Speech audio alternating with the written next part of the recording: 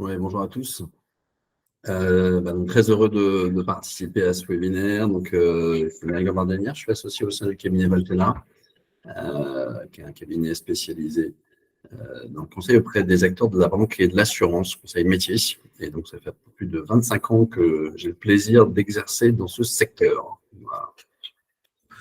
Bonjour à tous, moi je m'appelle Yvan Gravier, je suis manager au sein du cabinet de conseil technologique qui s'appelle Webmanity, qui fait partie d'un groupe mondial qui s'appelle Reply. Et pour ma part, moi je pratique les API depuis 2005, où j'avais vu la vision des API dans un voyage en Silicon Valley, et depuis ça ne m'a pas quitté. Christophe, je te laisse te présenter. Oui, bonjour à toutes et tous. Je m'appelle Christophe Darro, je suis directeur des projets métier de l'épargne patrimoniale chez AG2R La Mondiale.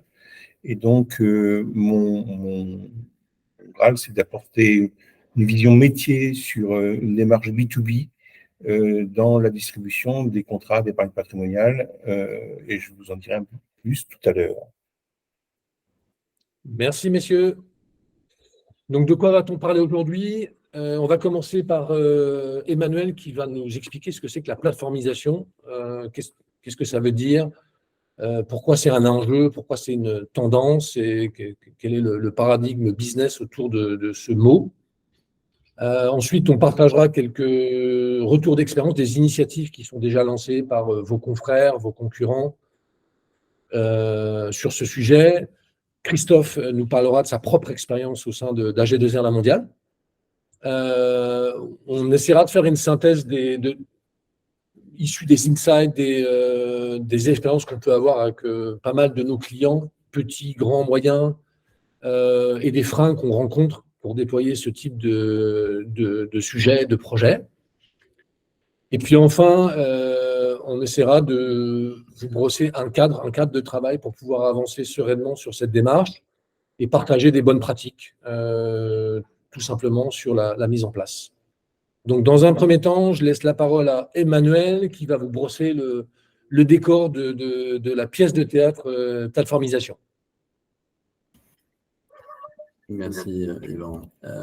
Oui, donc pour introduire le sujet, on a posé là quelques constats du marché des acteurs bancaires et assurantiels, notamment dans la relation qu'ils entretiennent avec leurs clients.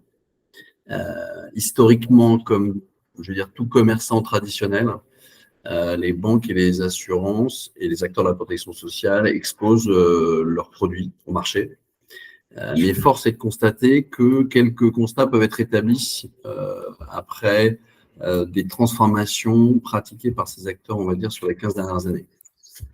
3 constats majeurs. Le premier, c'est que au travers de cette frontalisation, on va dire, de leur système d'information et des produits qu'ils exposent, il y a un éloignement grandissant qui se fait entre eux-mêmes et leurs clients.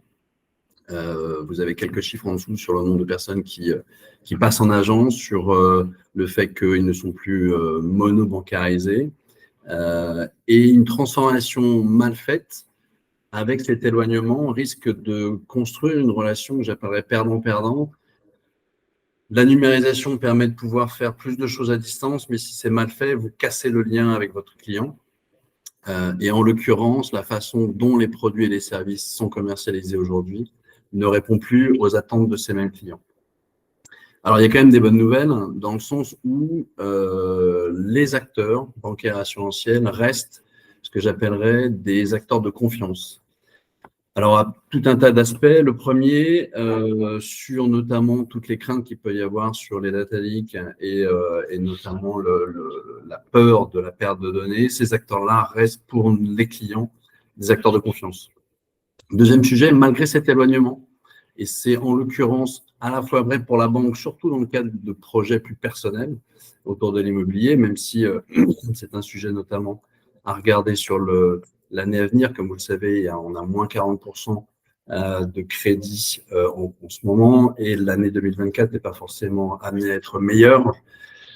Pareil sur la partie assurantielle, quand vous avez une excellente relation avec votre agent, ça reste un des freins majeurs, et donc une bonne nouvelle sur le fait que le client ne va pas quitter son assureur. Donc, à la fois de de la sécurité sur cette relation-là, de la sécurité sur la façon dont les données sont hébergées, la confiance et la proximité. Donc, comment arriver à concilier une forme d'éloignement de cette relation avec une confiance qui reste manifeste et sur laquelle il faut rebondir. Aujourd'hui, pour contrer, on va dire, cette frontalisation, il n'y a pas d'autre façon que de repenser pour le coup la relation avec les clients. Tous autour de la table, autant que nous sommes, nous partageons les mêmes univers.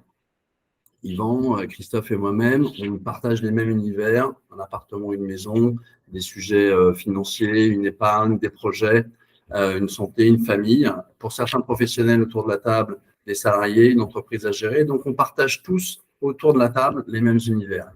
En revanche, chacun d'entre nous autour de cette table a un écosystème qui lui est propre. C'est-à-dire que l'instanciation de nos univers, de ces univers, en écosystème propre à nous, nous est tous individuels. Et c'est ça l'effort et le travail qu'il y a à faire aujourd'hui de la part des banquiers et des assureurs, c'est d'arriver à définir une stratégie de construction d'univers et ensuite à travailler avec l'ensemble des atouts et des assets qu'ils ont, notamment autour de la data, à bien adresser l'instanciation de ces univers en écosystème propre et propriétaire. Ça signifie qu'aujourd'hui, beaucoup d'initiatives ont lieu. J'y reviendrai. En l'occurrence, le cabinet Matena réalise une veille permanente sur l'ensemble des initiatives autour de la plateformisation et des services en ligne. Aujourd'hui, beaucoup d'acteurs, on va dire, sont au niveau 1.0 de cette plateformisation, c'est-à-dire qu'ils essayent, et vous pourrez aller notamment côté bancaire qui a toujours un petit peu d'avance sur les libérations anciennes, regardez que quand vous vous connectez à votre espace client, vous commencez à avoir des camembérisations qui vous donnent quelques éléments sur le fait que vous consommez beaucoup, tant sur les loisirs, tant sur la partie maison, tant sur la partie déplacement et autres. Mais on est vraiment à une exposition simple finalement et on retourne toujours dans le même travers qui est d'exposer finalement des contrats, des appels de cotisation, des attestations. On est vraiment à un niveau premier de l'instanciation de l'écosystème. L'enjeu majeur, et la banque a commencé à essayer de travailler dessus, notamment à travers des PFM, des Personal Financial Managers, d'arriver à standardiser des écosystèmes, à les insuffler, alors soit pour certains acteurs en renforçant leur position là où ils sont déjà très puissants, ça peut être des acteurs qui sont déjà très puissants sur la banque, sur l'assurance emprunteur par exemple, ça peut être côté acteur de la protection sociale sur la santé et prévoyance, ça va être d'accentuer l'instanciation sur ces écosystèmes.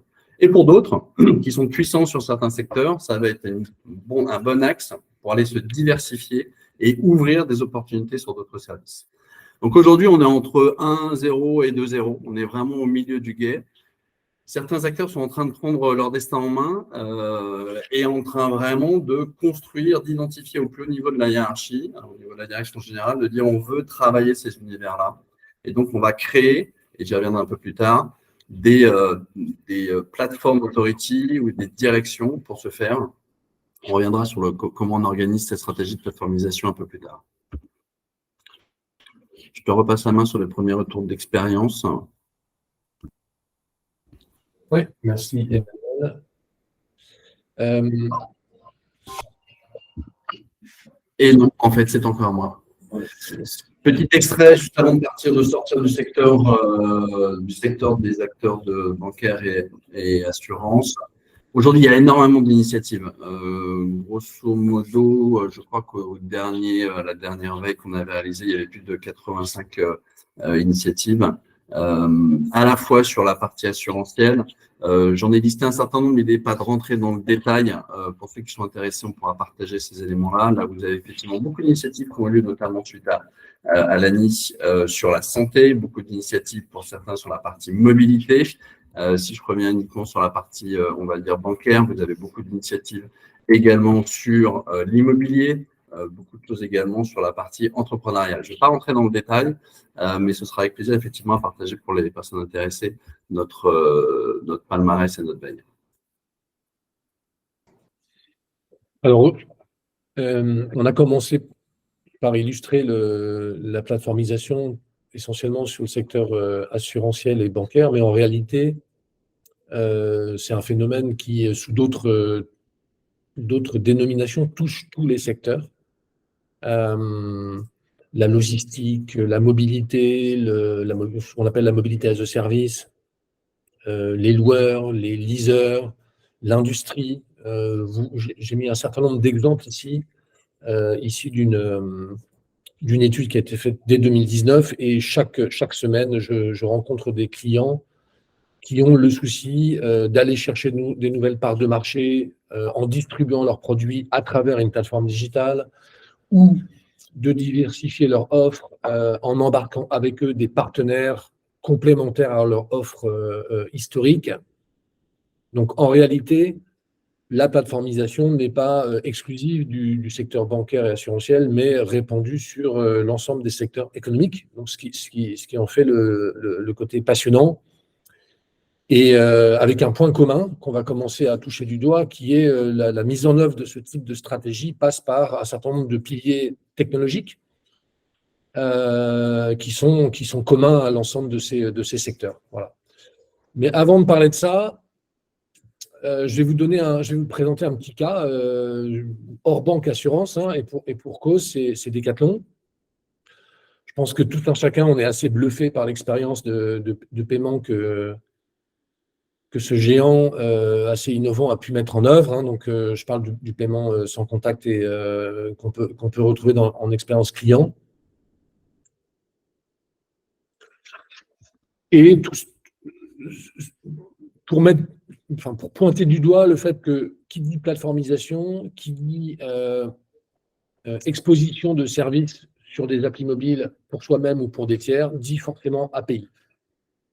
Donc, une expérience client comme celle que je présente avec Decathlon repose sur des briques du système d'information, sur des capacités du système d'information comme la base de données client, le système de paiement, le système de gestion de stock, le système de gestion du catalogue de produits, du catalogue tarifaire, toute la gestion CRM.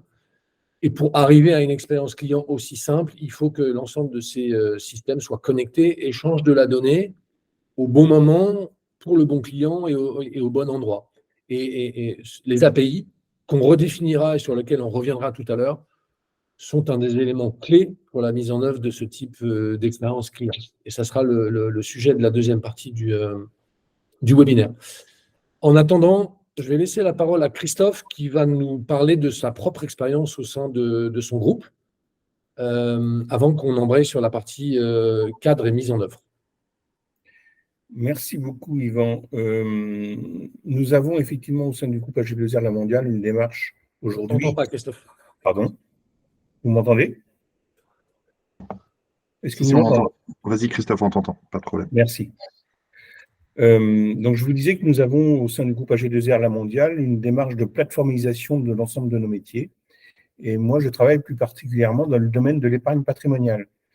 Alors, simplement quelques phrases pour vous situer le contexte. L'épargne patrimoniale chez AG2R La Mondiale, c'est mettre à disposition des contrats d'assurance vie dits patrimoniaux, donc plutôt haut de gamme, à des clients qui ne sont pas des clients directs du groupe AG2R La Mondiale, mais qui sont des clients d'intervenants distributeurs, type des banques privées ou des banques de gestion de fortune. Donc, notre métier, c'est de mettre à disposition ces contrats qui sont distribués à l'issue d'un conseil par un banquier à son client final, depuis 2 compagnies d'assurance vie, l'une française et l'autre luxembourgeoise, étant entendu qu'on a des gammes de produits qui répondent à chacun de ces segments. Et notre volonté, dans cette démarche de plateformisation, c'est de nous mettre dans une configuration où on va maximiser les interactions entre ces clients existants et nos distributeurs pour pouvoir arriver à pouvoir capter plus de business, à la fois avec les partenaires que nous servons déjà, aller chercher des partenaires complémentaires qui vont devenir des nouveaux distributeurs, et puis fidéliser la démarche avec les clients finaux pour pouvoir intervenir sur plus d'interactions sur leurs contrats. Et Yvan vous le disait tout à l'heure, dans cette démarche de plateformisation qui vise à maximiser ces mouvements et les interactions, il y a un incontournable sur lequel nous allons revenir, qui est l'API qui est mise à disposition pour pouvoir ouvrir notre système d'information vis-à-vis de nos partenaires distributeurs et nos clients finaux. Ces API, ce sont toujours des sujets qui ont été ouverts, en tout cas chez nous, par des initiatives des directions informatiques, hein, puisque c'est avant tout une solution qui correspond à un besoin. Et cet aspect solution, en fait, est initié très souvent, et c'est bien comme ça qu'il faut le porter, par les services informatiques qui sont moteurs de la mise à disposition de ces éléments qui sont constitutifs d'une solution. Et donc, nous avons mis en place une démarche projet pour pouvoir rentrer dans ces systèmes de plateformisation, créer des API, exposer ces API pour qu'elles soient visibles de l'extérieur, donc visibles de développeurs informatiques qui permettent de les exploiter, visibles de services marketing de nos distributeurs. Et ce qu'on constate effectivement, c'est qu'on rencontre une difficulté majeure à ce que ces API puissent être comprises de l'ensemble des parties prenantes et qu'on trouve un usage qui prenne une signification en particulier qui passe à l'échelle. En particulier, on a un démarrage qui est très IT et un marketing qui veut souvent s'approprier le sujet, mais en ayant des difficultés à comprendre ce qui relève de la technologie qui est présente derrière. Et à l'inverse, on a une IT qui a des difficultés à comprendre la couverture métier auquel ces solutions peuvent répondre. Donc, la première difficulté que nous rencontrons en fait dans cette démarche-là, c'est avant tout de faire en sorte que ces parties prenantes puissent faire corps, trouver un sens commun et se mettre en situation d'usage de ces API dans une situation d'échelle qui permettent effectivement de ne plus rester dans la mise à disposition, exclusive d'une solution informatique, mais bien mettre quelque chose qui est une solution informatique au service d'un business pour pouvoir en faire plus. Voilà, alors, face à ça, on est en train d'adopter une démarche pour pouvoir tenter d'accélérer et revoir un peu la position que nous avons jusqu'ici. Le premier élément, c'est de considérer que l'IT est au sommet de la performance sur l'usage de ces API, de la data qui peut être véhiculée et de la sécurisation autour de tous ces sujets. C'est-à-dire que dans le contexte où l'IT ne peut pas se préoccuper également du métier que recouvre cette solution, eh bien, l'une des voies, c'est de laisser l'IT se concentrer sur son métier, de la laisser performer sur l'usage de la data et de la sécurisation. Et ça, c'est des choses qu'ils savent parfaitement bien faire et qu'ils savent parfaitement mettre en œuvre. Et ça nous permet de nous travailler, nous, sur l'application métier pour ne plus rester dans un concept de digitalisation et d'APIsation exclusive, puisque c'est que de la solution informatique, mais bien de rentrer dans une digital marketplace pour pouvoir se servir de ces solutions informatiques et répondre à des besoins qui sont des besoins clients, donc pour nous, des distributeurs des contrats d'assurance vie, ou des besoins des clients finaux de ces distributeurs, et répondre à une augmentation de valeur. Derrière tout ça se cachent des problématiques de gouvernance, effectivement, au sein d'entreprises. Il faut être en mesure de définir ce que représentent les solutions API et les besoins qu'elles servent, non plus en solutions exclusivement informatiques, donc de créer les référentiels qui vont avec, de créer la mise à disposition de ce service, de se mettre en des situations de déploiement, de support en déploiement, et enfin, de se mettre également en situation d'animation pour pouvoir rentrer, et ces derniers points, dans un contexte d'amélioration continue pour que ces solutions API servent des parcours clients, entre autres, et probablement pas les parcours clients qui peuvent exister aujourd'hui, mais probablement des parcours qui sont entièrement rénovés, repensés pour pouvoir créer une relation sans couture. Voilà ce que je pouvais vous dire sur l'expérience AG2R La Mondiale aujourd'hui, autour de ce contexte d'APIsation qui sert à la plateformisation des besoins. Merci beaucoup, Christophe. Passionnant. Alors, AG2R La Mondiale a une organisation qui lui est propre, avec une puissance, des capacités IT assez importantes. Là, ce que l'on s'est proposé de faire, c'est d'essayer de synthétiser finalement les difficultés, les freins qu'on peut rencontrer sur tout type de clients. Des clients de taille, de grande taille comme les banques et les assurances, les organisations de taille moyenne et puis les petites entreprises.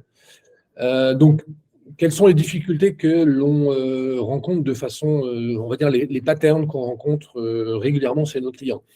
Donc, Le premier, c'est de l'ordre de la vision. Les API et la plateformisation, c'est un nouveau paradigme. Donc, la maturité par rapport à la vision au niveau des directions générales, des directions de la stratégie sont inégales. Donc, il faut la construire. Il faut passer par cette étape. Et pour la construire, il ne faut pas hésiter à partager des retours d'expérience. Donc, je ne saurais trop vous recommander d'avoir recours et accès au collectif API Thinking. Hein. C'est plus d'une centaine de clients parmi vos confrères et ou vos concurrents qui ont des expériences plus ou moins avancées et qui partagent ces expériences avec vous, qui vont vous permettre de benchmarker, d'affûter et d'affiner votre vision. Donc, pour moi, c'est la première chose que je veux souligner, c'est il n'y a pas de projet réussi sans une vision affirmée, claire et partagée. Et donc, il faut la construire. Ensuite, Christophe le disait très bien, chez AG2R La Mondiale, il y a une certaine puissance au niveau de l'IT, des capacités en termes d'architecture, des capacités en termes de production des projets. Donc, apparemment, la production du socle technique pour pouvoir ouvrir son système d'information, pour pouvoir construire des API, les développer, n'a pas été un enjeu et un challenge insurmontable, tant mieux. Ce n'est pas le cas partout. Donc, construire un socle permettant d'ouvrir son système d'information, ça sous-entend, premièrement, de pouvoir désiloter son système d'information. Désiloter, ça veut dire tout simplement faire parler entre eux des systèmes qui, historiquement, ont été construits pour servir tel ou tel domaine métier. Chez un assureur, c'est les différents domaines métiers de l'assureur. Dans tout secteur, le système d'information s'est construit pour adresser certains domaines. Et donc, subitement, la plateformisation oblige ces différents systèmes à échanger de la donnée pour pouvoir construire des offres, comme le disait Emmanuel tout à l'heure, qui s'adressent à un client à un moment donné de sa vie et qui est en attente de propositions adaptées, sur mesure. Voilà. Je construis une nouvelle maison, j'ai besoin d'accéder à de la location de matériel de bricolage, à du crédit, à des aides énergétiques. Je change de travail, j'ai besoin d'une nouvelle offre de mobilité, je veux me débarrasser de ma voiture, je veux souscrire à une offre de mobilité as a service. Et donc, j'attends que les prestataires de ces offres, finalement, m'offrent et me proposent des solutions combinées. Pour combiner les solutions et me les offrir, il faut combiner les différents silos du système d'info. Première difficulté, ce qu'on appelle les sujets d'architecture d'échange et d'intégration. Deuxième difficulté, en général, les bases de données clients ne sont pas forcément partagées. Et donc, la connaissance de chaque client, son historique, ses consommations, ses préférences, ne sont pas forcément partagées au sein d'un référentiel unique. Donc, il y a un travail à faire au niveau de la gestion de la donnée client. Et on peut également faire de même au niveau de la gestion des offres, puisqu'on passe d'un modèle où on offrait à des clients des offres par domaine, où il faut combiner ces offres pour proposer des offres combo, des offres pizza, des offres où certains partenaires vont venir enrichir l'offre par des services totalement nouveaux et innovants. Par conséquent, il faut aussi pouvoir manager et avoir une visibilité sur le référentiel de ces offres. Encore une fois, ce sont des sujets d'architecture qui ne sont pas forcément évidents à traiter lorsqu'on n'a pas les capacités, les équipes, la disponibilité pour pouvoir le faire. Et puis enfin, Christophe le disait très très bien, les API et la plateformisation, c'est un sujet éminemment technologique, donc qui, de notre point de vue, doit être porté par l'IT. Au demeurant, il doit être service des métiers. Par conséquent, l'IT doit anticiper les besoins métiers. Pour anticiper les besoins métiers, il faut avoir une connivence, une relation, une connaissance des processus, une connaissance des parcours clients, et donc mettre en place une organisation qui permet un dialogue autour de ces sujets et qui n'est pas toujours évident. Voilà. Une fois qu'on a fait ça, on a un socle technique, on expose des API, les données respirent, on peut partager au monde extérieur les différents services, mais finalement, on a fait une partie du job, parce que comme le disait Christophe précédemment, maintenant, il faut que les API soient connues, reconnues, appréciées, consommées, vendu par les équipes commerciales, promu par le marketing et adopté par les clients. Donc, quand on a monté un socle technique, on a fait la moitié du chemin. Maintenant, il faut les vendre. Et donc, il faut considérer les API non pas comme des solutions technologiques, mais comme des produits à vendre. Et ça, c'est un sujet qu'on rencontre énormément chez nos clients qui considèrent qu'à partir du moment où ils disposent d'une plateforme pour distribuer des API, il n'y a pas de raison qu'elles ne soient pas consommées. Que nenni, les API, c'est un produit, hein, comme tout produit technologique, comme un téléphone, comme un produit high-tech. Ça se promeut, ça se vend, ça s'explique. Et il y a une dimension business qu'on rencontre finalement assez moins souvent, en tout cas dans la culture de nos clients. Voilà. Une quatrième dimension, c'est que lorsqu'on vend un produit à travers un nouveau canal qui est digital, on rebalaye les parcours clients. Donc, il faut les réinventer, il faut innover, il faut sortir de son quotidien. Donc, culturellement, c'est pas forcément simple pour l'ensemble des forces commerciales, du marketing, d'innover à travers ça. Donc, il faut prendre le temps de le faire à travers une redécouverte de ses process et de ses parcours. Il ne faut pas hésiter à tester, il ne faut pas hésiter à aller à la rencontre des clients pour avoir des feedbacks et en tenir compte. Bref, être agile. C'est quelque chose que assez fréquemment est sous-estimé dans l'impact d'un tel projet. Ce n'est pas juste j'expose mon système d'info, c'est je change la manière utilisée par les clients de consommer mes produits. Donc, je change toute la chaîne de valeur, les habitudes, les process, les parcours, la formation et la façon dont les forces commerciales font leur métier au quotidien. Voilà. Et enfin, j'ai réservé pour la fin peut-être le sujet psychologiquement le plus compliqué, c'est cette zone en fait un peu démilitarisée, on va dire, entre l'IT et les métiers. Qui exprime le besoin? Est-il correctement exprimé? Je dirais le symptôme le plus fréquent, c'est que les uns et les autres se renvoient la balle. C'est forcément pas une solution. Néanmoins, ça serait un déni de dire qu'il est facile de mettre en place une collaboration, et pourtant elle est indispensable. Il n'y aura pas d'API consommée s'il n'y a pas une adoption et une acculturation des métiers à cette solution technologique qu'est l'API, et donc de la pédagogie de la part de l'IT, donc du dialogue, donc de la gouvernance, donc du bon design. Et ça, je dirais, aujourd'hui, c'est un des sujets sur lesquels on rencontre le plus de difficultés. Voilà. Donc, pour résumer, il y a bien 3 enjeux pour mettre en place des solutions et des offres de plateformisation. Il y a bien un enjeu techno, où il faut monter une solution qui permet à son IT de s'ouvrir et de disposer d'API. Il y a un deuxième enjeu qui est tout aussi important, qui est un enjeu de revisiter ses process et ses parcours clients.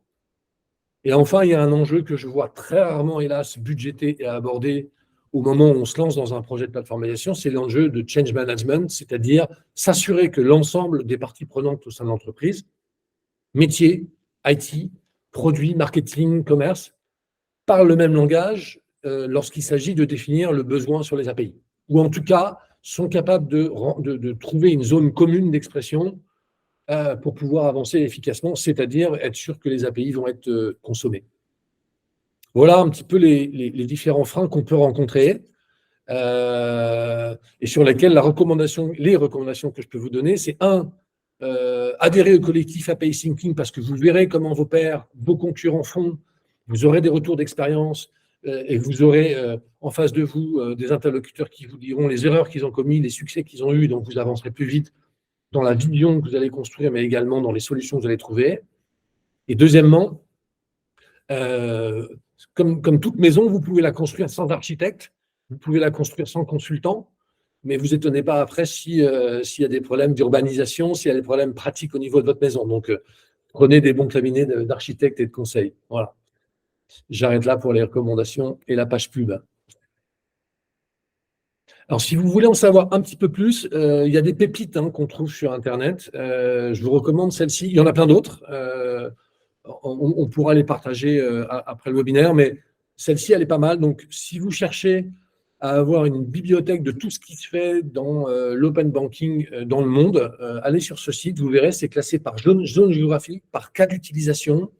Vous avez l'ensemble des banques, des assurances, en l'occurrence plutôt banques, sur le métier bancaire, qui ont mené et mènent des initiatives de plateformisation et d'APIisation, qui publient leurs API, qui expliquent ce qu'elles font d'un point de vue à la fois usage et technologique. C'est assez passionnant. Voilà. Je n'ai pas trouvé l'équivalent sur la partie assurantielle. Donc, si dans l'assistance, des gens ont connaissance de ce type de site, n'hésitez pas à les partager.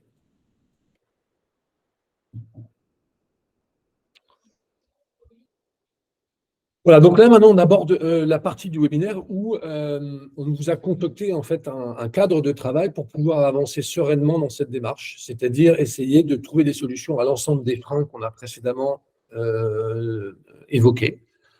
À la fois un cadre de travail en termes de méthodologie, de mise en place d'une organisation et également, vous le verrez, des bonnes pratiques tout simplement pour pouvoir progresser et avancer.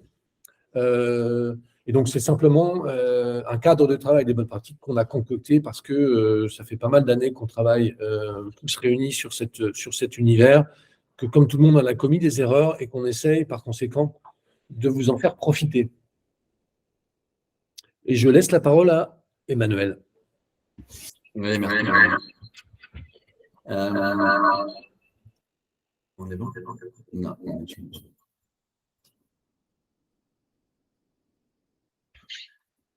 ouais, super, merci.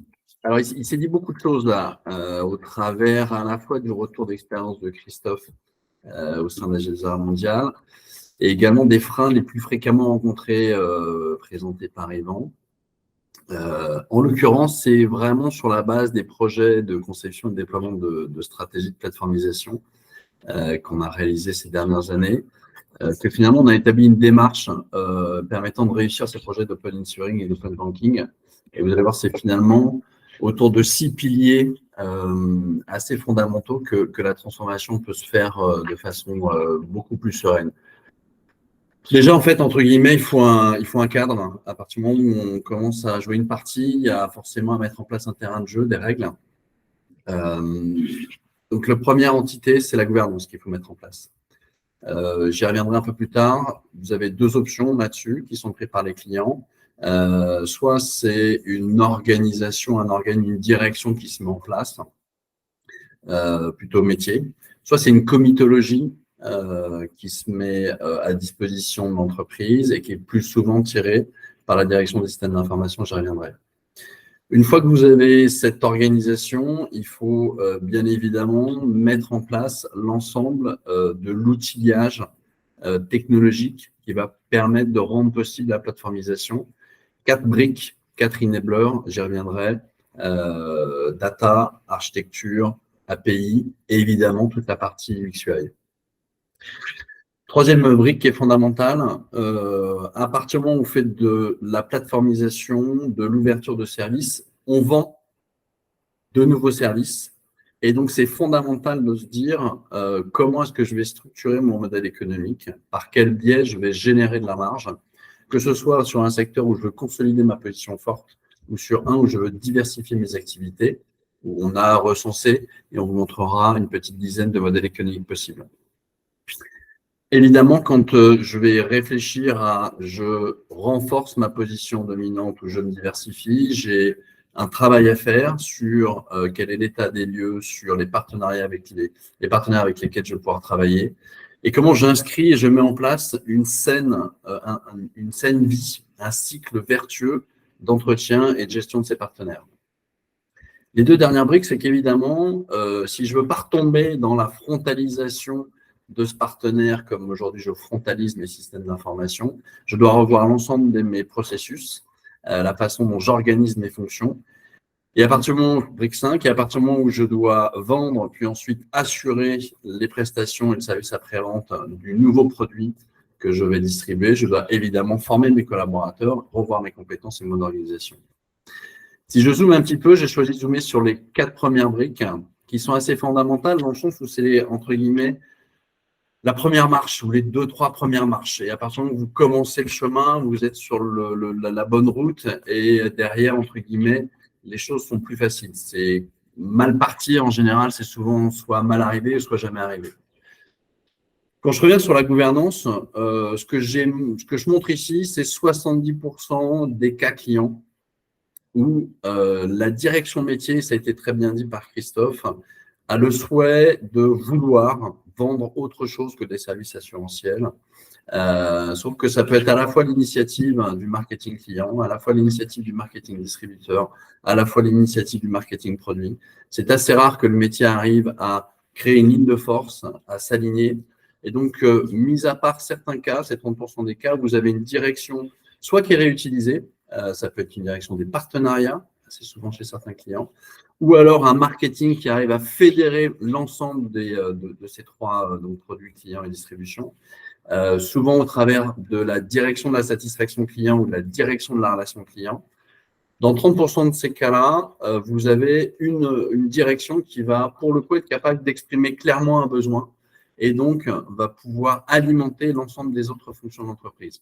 Dans 70% des cas, le métier dit « j'aimerais bien demain être capable de vendre autre chose ». Essayez d'orienter, de vous préparer le jour où je serai plus au clair dans ce que je veux. Et ça, c'est 70% des cas. Et donc, souvent, ça passe par une comitologie qu'on met en place et souvent drivé par la DSI. Je vous ai mis listé là les rôles principaux que cette comitologie doit adresser, les activités. Bien évidemment, quand vous vendez autre chose que vos services, il va falloir vous assurer au niveau de la compliance d'embarquer les services du secrétaire général, en tout cas de la juridique et de la conformité. Évidemment, vous assurer que vous êtes capable de bien comboiser les services non assurantiels avec déjà votre offre en deck. Et puis enfin, à partir du moment où il va falloir distribuer, vendre, il va falloir marketer, vous assurer de la satisfaction client sur l'ensemble des produits que vous allez vendre. Ce sont les principales directions que j'ai souhaité mentionner. Le sujet, c'est vous ne devez pas avancer seul et vous devez forcément vous coordonner avec l'ensemble. Si on zoome sur la partie enabler technologique, historiquement, il y a une quinzaine d'années, l'ensemble des compagnies bancaires et assurantielles ont été, on va dire, sur ce qui est de plus facile ou ce qui avait de plus évident sur la transformation digitale, qui était le front. C'est le point 4, c'était la capacité à revoir, entre guillemets, la façon dont l'expérience client était organisée. Mais ça a plus consisté, entre guillemets, à revamper les fronts qu'à vraiment réinventer l'expérience client. Donc là, le sujet, c'est de se dire, et c'est la façon dont les InsurTech font la différence, c'est la capacité en 3 clics à avoir des réponses. C'est une expérience agréable, successful. Et donc, il y a un vrai sujet quand je dois intégrer un service supplémentaire que je n'ai pas dans mes services. Je ne vais pas l'ajouter à mon catalogue d'offres. Je dois vraiment complètement l'imbriquer et réinventer. Et c'est l'occasion ou jamais de revoir la façon dont j'adresse mon marché. Le deuxième sujet qui a été traité quasiment juste après la gamification, évidemment, c'est l'agilisation de l'infrastructure qui nous permet de pouvoir, évidemment, à la fois DNZ, on va dire, capacité d'aller apaiser vers l'extérieur, mais surtout de pouvoir permettre à l'infrastructure de pouvoir accueillir de façon sécurisée des services extérieurs. Plus récemment, on va dire il y a 5-6 ans, c'est effectivement la data où ça s'est beaucoup accéléré, c'est passé beaucoup de choses. Aujourd'hui, les entreprises sont beaucoup mieux équipées pour pouvoir aller cruncher la donnée, aller identifier, on va dire, les centres d'intérêt des clients. Pendant très longtemps, ça avait été entre guillemets mal fait, dans le sens où il y avait beaucoup d'investissements pour créer des data lakes et faire nager des data scientists. Là encore, sont vraiment chercher quelque chose de précis. Aujourd'hui, on tire beaucoup plus par le use case, c'est beaucoup plus fait de façon beaucoup plus intelligente. Et c'est ma passerelle vers les API, où aujourd'hui, enfin, beaucoup de solutions arrivent de façon très structurée. Et là encore, je dis, ne refaisons pas la même erreur que sur la data.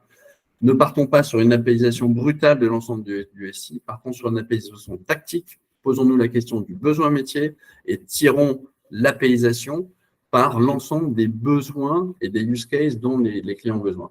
4 enablers à mettre en place qui permettent effectivement, et aujourd'hui qui sont matures pour pouvoir gérer de la plateformisation. Modélisation économique, vous avez 9 modèles qu'on a recensés ici. Grosso modo, selon que vous allez travailler sur des partenariats technologiques, des partenariats business ou, entre guillemets, des typologies d'écosystèmes tiers, vous allez avoir différents modèles qui sont capables de pouvoir générer chez vous du chiffre d'affaires, soit en back-to-back au niveau de votre, on va dire, de votre infrastructure technologique, soit au niveau de votre plateforme, on va dire, business, qui vous permet d'avoir pour le coup une vraie logique de conciergerie vers votre client final. Et pour chacun des partenaires que vous allez adosser, les modèles et la valorisation est différente. Vous avez une petite description à droite que vous pourrez accéder dans, quand on vous enverra. Grosso modo, c'est s'assurer que quand vous allez choisir des partenaires, comment vous allez structurer la relation économique que vous allez établir avec lui. Et enfin, le dernier sujet que je voulais aborder de façon plus précise, c'était bien en partenariat. Il doit avoir un cycle de vie. Il doit faire l'objet d'une prospection. Donc, comme je vous l'ai dit, aujourd'hui, on a une petite centaine d'initiatives qui chacune ont fait l'objet par nos clients d'une étude de marché, d'une rencontre de certains POC ou MVP. Ensuite, il faut voir comment je l'intègre d'un point de vue business. Donc, comme je t'ai dit, comment je revois mon expérience client et comment je l'intègre à mon offre sur étagère. L'intégration technologique, je mets en marché et j'évalue de façon continue la qualité de ce partenariat, notamment au travers de satisfaction client, notamment au travers de questionnaires que je peux faire sur qu'est-ce qui pourrait manquer à ce qu'on vous a proposé comme service. Soit vous enrichissez, vous demandez au partenaire d'enrichir, soit effectivement, vous allez chercher un autre partenaire qui va, on va dire, se coupler et forger un vrai catalogue d'offres et un vrai catalogue de services. Donc voilà, on va dire, c'est sur le cycle vertueux, je vais dire, d'un partenariat. Voilà sur l'essentiel de ce que je voulais zoomer sur les 4 des 6 briques fondamentales qui vous permettent effectivement, bien pris dans l'ordre et bien enchaîné, à vous permettre de pouvoir adresser facilement l'intégration d'un nouveau partenaire non assurantiel ou non bancaire dans l'ensemble de votre galaxie d'offres. Merci Emmanuel. Donc là, normalement, si vous appliquez ces conseils à la lettre, vous avez une vision, vous avez une gouvernance, bref, vous avez un operating model pour naviguer dans la plateformisation. Donc moi, je vais passer à une partie, il me reste à peu près 5 minutes. N'hésitez pas à poser des questions, il y a déjà quelques questions qui sont passées. Il me reste 5 minutes pour passer à la pratique. Donc, je vais me concentrer sur plutôt, non pas sur la partie technologique des API, mais sur le côté business, puisque c'est de tous les aspects qu'on rencontre chez nos clients, celui qui est sur lequel il y a le moins d'investissement. Donc, pour rappel, qu'est-ce que c'est qu'une API? Une API, c'est une interface logicielle entre 2 applications. Donc, l'analogie qui est souvent utilisée, c'est le serveur dans un restaurant qui fait le lien, qui fait la translation, qui fait la traduction, qui fait l'adaptation de la commande client vers le back-office qui est la cuisine. Voilà. Donc l'API, quelque part, elle a ce rôle entre 2 applications, entre une application et un système, entre une application et un client. Voilà. Pour moi, il y a deux catégories d'API. La première partie, la première catégorie, c'est celle qu'on a déjà évoquée, c'est-à-dire c'est l'API qui est prise en charge par l'IT au départ lorsqu'il faut construire un socle. À gauche, j'ai mon système. J'ai mon IT historique avec des puits de données, avec des bases de données, des ERP, bref, un écosystème. Et je veux ouvrir cet écosystème pour pouvoir le faire communiquer avec le reste du monde en interne. Donc, je construis un socle API. Ce qu'on peut appeler ici les internal API, les API internes, ce qu'on peut appeler les API techniques, ce qu'on peut appeler les API système, les API back, ce que vous voulez. Pour moi, elles correspondent à une première étape qui est je suis capable d'ouvrir mon système.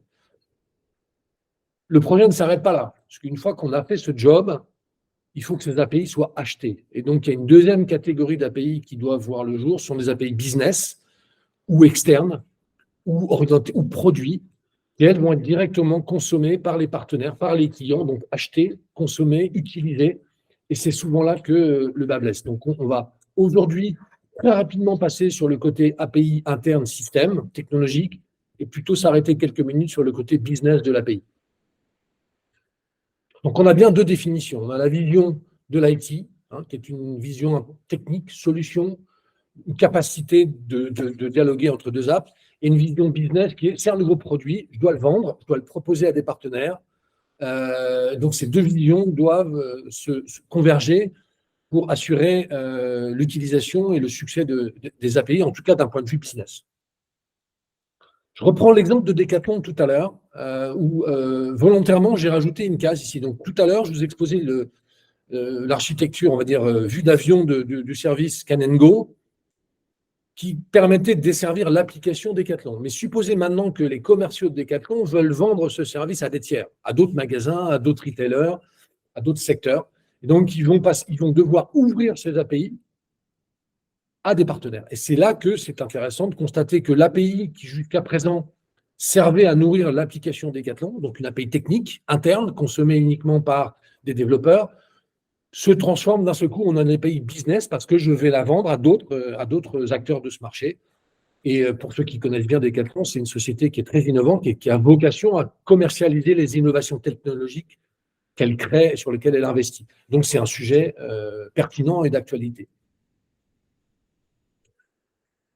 Le socle techno, le voilà. Donc, je dirais de façon synthétique et vulgarisée. En bas, vous avez les API techniques qui permettent à votre système d'information legacy, historique, de remonter de la donnée, de partager de la donnée et d'exposer ses services. Et après, vous avez le deuxième étage de la fusée, qui est l'API, qui va être consommé par les partenaires, par les clients. Donc, lorsque vous lancez un tel projet, c'est sur ces dimensions et sur l'ensemble de ces dimensions que vous devez investir. Ce n'est pas l'objet du webinaire aujourd'hui. Si vous voulez en savoir plus sur ces sujets d'architecture et de socle API, n'hésitez pas à nous contacter. Il existe des solutions de marché, il existe des voies pour pouvoir développer ses propres solutions. C'est de l'architecture, c'est de la solution IT. Il y a des réponses, donc n'hésitez pas à nous contacter. Je voulais plus précisément aujourd'hui m'arrêter sur la dimension business. Donc, quand vous rentrez sur un projet API, il y a bien 5 dimensions à prendre en compte. Emmanuel est déjà pas mal revenu dessus, donc je ne vais pas m'attarder, mais la dimension première, c'est quoi la vision, qu'est-ce que je veux vendre, c'est quoi les parcours clients, quels sont les processus métiers. J'ai une question qui est tombée tout à l'heure d'un Olivier qui nous demande si on peut aborder la plateformisation par l'angle de la master data. Moi, je dis qu'il faut l'aborder par l'angle des processus et des parcours clients, et que la data, les API, le socle techno, ce sont des enablers, pas des déclencheurs de la démarche. Donc, l'IT doit être un enabler, doit anticiper, mais c'est bien les processus métiers et les parcours clients qui doivent tirer la démarche pour assurer l'utilisation. Ensuite, la dimension socle, la dimension de gestion au quotidien des API. À partir du moment où vous vendez un produit qui s'appelle API, eh bien, il faut assurer le service après-vente. Vous ne pouvez pas les modifier sans prévenir ceux qui les consomment. Il y a un vrai cycle de vie à mettre en place. Un produit, vous en faites la promotion, il faut communiquer, aller chercher des utilisateurs, aller chercher de la connexion, bref, faire du marketing direct et du marketing opérationnel sur ce type de produit.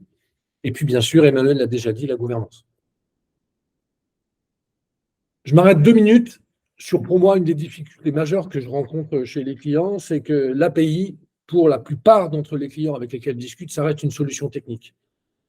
L'API doit, à un moment donné, faire le chemin dans l'hémisphère gauche du cerveau. C'est un produit. Donc, je le vends, donc je le market, donc je fais une étude de marché.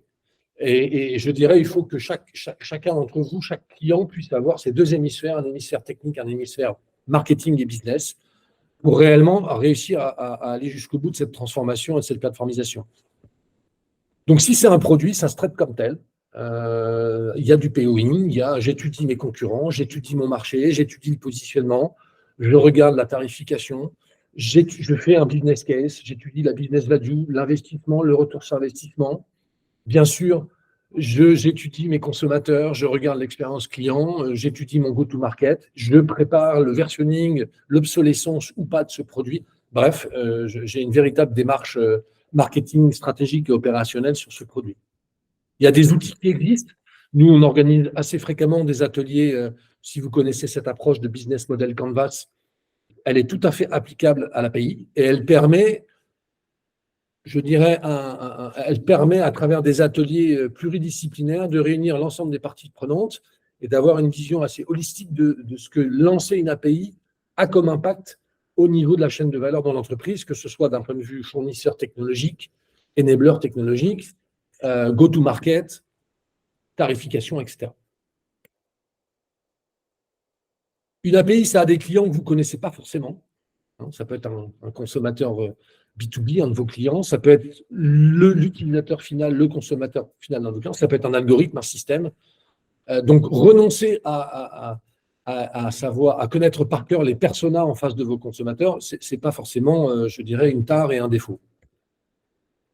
En termes de modèle économique, il y a de multiples exemples. J'en ai mis ici, nous en avons mis un certain nombre. Des modèles freemium, des modèles prépayés, des modèles d'abonnement, des modèles gratuits, des modèles open API. Bref, il y a l'embarras du choix.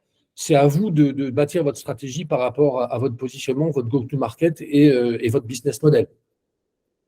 Là, je prends un exemple super simple, mais basique, mais néanmoins très consommé, hein, qui est l'API de contrôle d'adresse de la Poste, hein, qui a bâti un modèle freemium autour de cette API, avec des limitations sur la partie consommation. Voilà. Une fois qu'on a dit tout ça, lancer un projet API va passer par des étapes de design, etc. Ce n'est pas l'objet de ce webinaire. N'hésitez pas à nous recontacter ou on donnera un autre webinaire. Quoi qu'il en soit, aujourd'hui, on voulait insister sur les dimensions d'organisation, de gouvernance et également d'API as a product, qui était le sujet principal de ce webinaire. Voilà. Donc, on en a fini pour la présentation. On a quelques questions à traiter. Donc, je vous propose de traiter dans l'ordre. Donc, on avait une question sur la notion de plateformisation via les master data. Alors, j'ai déjà répondu, Olivier. Je crois reconnaître Olivier qui a posé cette question. Donc, on peut débattre 1 heure sur le sujet. Pour moi, une plateformisation, on n'entre pas par la master data. Une plateformisation, on rentre par la vision strat et la vision marché et les process métiers. Et la data doit suivre. Ça doit être un enabler technologique. Il y a un enjeu sur la master data, c'est clair. Puisque comme on a essayé de l'expliquer tout à l'heure, à partir du moment où vous voulez adresser les clients avec de nouvelles offres, les adresser sur des parcours adaptés, personnalisés et dans le temps, il y a forcément une maîtrise et une gouvernance de la data à mettre en place qui n'existe pas. Donc, c'est clairement un enabler indispensable. Pour moi, ce n'est pas un point d'entrée. Christophe, il y a une question pour toi. Oui. Je ne sais pas si tu la vois. Oui. Quelle approche avez-vous choisi pour la mise en œuvre de votre digital marketplace, offre clé en main ou développement à façon, ou, etc.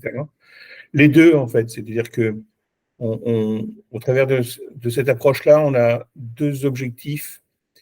Le premier, en particulier sur le marché français, est de pouvoir mettre à disposition plus de services à valeur ajoutée aux partenaires, à nos partenaires historiques, je vais dire. Et donc, pour le coup, on est plus dans une démarche de développement à façon avec des accompagnements spécifiques. En tout cas, c'est comme ça qu'on le voit pour le moment.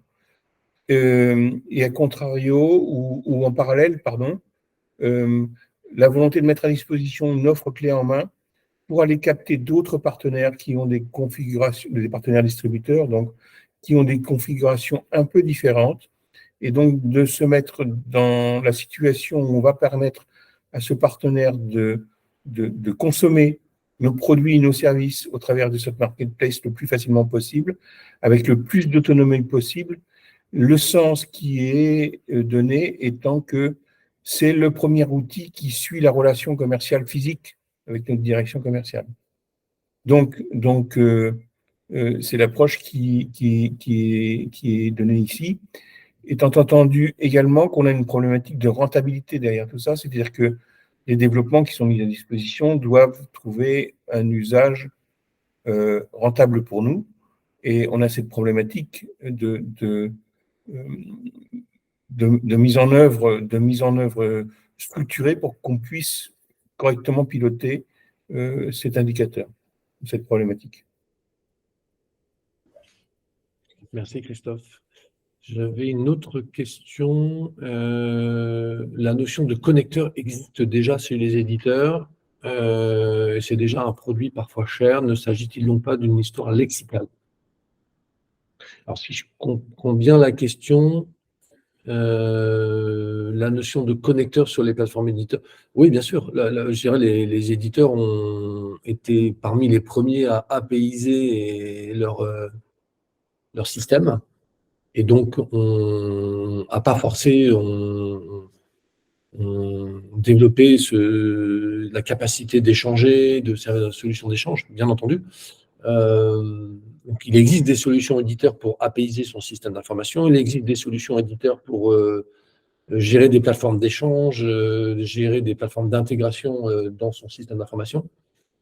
Ça fait partie du build technologique. Est-ce qu'on opte pour une stratégie de make, de développement en interne de ses propres plateformes, d'éditeurs? Je ne sais pas si j'ai bien interprété ta question, Olivier, mais n'hésite pas à m'appeler si ça n'a pas été le cas. Il n'y a pas d'autres questions pour l'instant, donc merci beaucoup pour votre attention. On en vient à la fin de ce webinaire. Le contenu a été enregistré, vous sera diffusé. N'hésitez pas à nous contacter si vous souhaitez plus de précision, d'éclaircissement. Christophe, merci infiniment pour ton témoignage. Julien et tes équipes du collectif API Thinking, merci énormément pour ton parrainage, ta bienveillance. Et Emmanuel, merci beaucoup pour la dimension conseil, stratégie, organisationnelle et marché. Bonne journée à tous. Et bonne personnalisation. À très bientôt. Merci, au revoir. Au revoir à tous. Au revoir. Merci.